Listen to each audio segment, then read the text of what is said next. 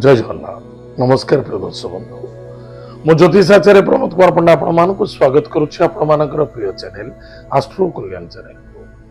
प्रिय दर्शक बंधु जो व्यक्ति मन तो चैनल को देखुं सब्सक्राइब करना सब्सक्राइब करूँ लाइक करूँ अधिक अधिक शेयर करूँ आसतु जाना मासिक राशिफल 1 नवेम्बर 2025 ठार 30 नवेम्बर 2025 सन 2025 मसीहार नवेम्बर मास जो व्यक्ति जन्म जातक राशि हूँ मेष राशि अन्यथा जो व्यक्ति जन्म जातक लग्न हूँ मेष लग्न जदि आपण पाखे जातक ना नाम राशि हूँ मेष राशि ताले निश्चित रूप से आविष्कार देखा अत्यंत आवश्यकता अच्छे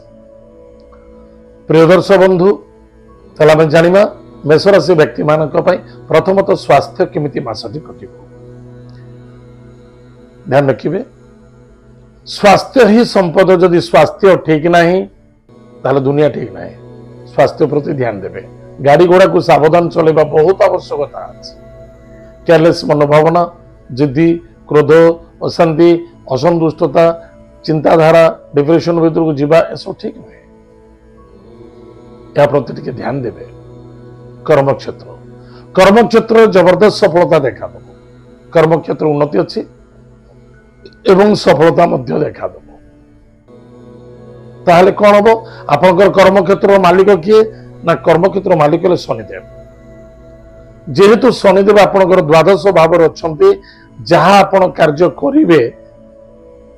ही फल पाइबे ताहले सूर्य 16 नवेम्बर ठारू विचार आसिक जी 16 नवेम्बर पर्यंत सूर्य सप्तम भाव नीच भाव ही रे कौन भी कार्य डिसीजन नौ 16 नवेम्बर पर नियंतु निश्चित रूप से विजय प्राप्ति हम सफलता देखा 1 नवेम्बर 16 नवेम्बर पर्यंत निश्चित कष्ट साध्य देखा रवि हेले सूर्य सूर्य कर्मर मालिक पितार मालिक राज्यर मालिक कर्मर मालिक प्रभुत्वर भी मालिक ताहले ना सम्मान इज्जत प्रतिष्ठा जहाँ भी अच्छी सूर्य देवता द्वारा प्राप्त होता है एते निमित्त सूर्य 1 नवेम्बर ठार 16 नवेम्बर पर्यंत नीचे रे तब ध्यान देवा आवश्यकता अच्छी आपको लाभ हो जो मैंने विदेश यात्रा करने को चाहते 16 नवेम्बर पर करंतु आपन को लाभ हो सफलता मिल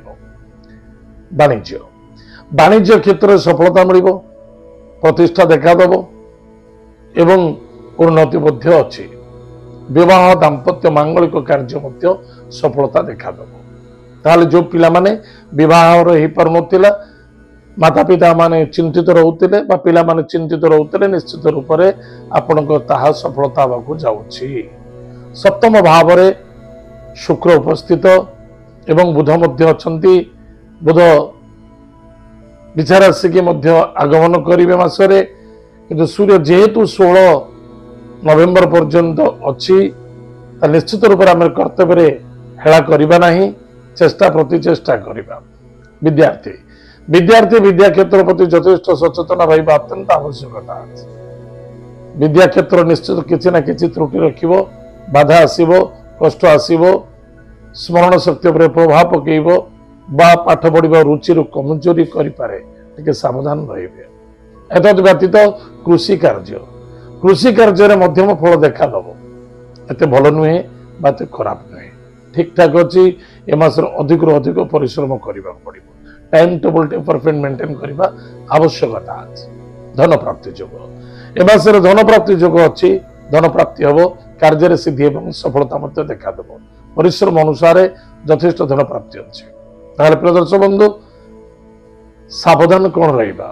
सावधान रहा निजर वाणी को सावधान रहा क्रोध को सावधान रहा निजर अभिमान को सावधान रखा निजर अहंभाव को निश्चित रूप से